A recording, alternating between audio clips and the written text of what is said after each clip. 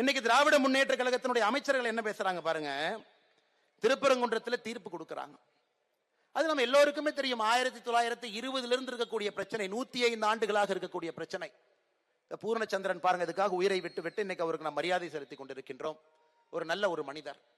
தீர்ப்பு வந்த பிறகு ரகுபதி சொல்றாரு, சுடுகாட்டுல தான பிணத்தை எரிக்கணும், வழக்கத்தை மாத்தினா எப்படின்னு.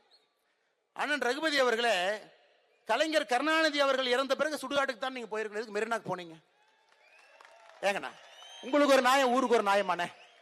இன்னைக்கு நீங்க வழக்கத்தை மாத்துறீங்க, சுடுகாட்டில் எரிக்க வேண்டிய பிணத்தை எதுக்கு வழக்கத்தை மாத்துறீன்னு கேட்கிறேன். கலைஞர் கருணாநிதி ஐயா இறந்த பிறகு எனக்கு கருணாநிதி ஐயா மீது மரியாதை இருக்கு. அடிப்படையில கொள்கையில மாற்றம் இருந்தாலும் கூட நம்முடைய முதலமைச்சருக்கான அந்த மரியாதையை கொடுப்போம். இன்னைக்கு நீங்க மக்களை இந்த அளவுக்கு கொச்சைப்படுத்தி பேசினா திரும்ப நாங்க பேசுறதுக்கு எவ்வளவு நேரம் ஆகும்?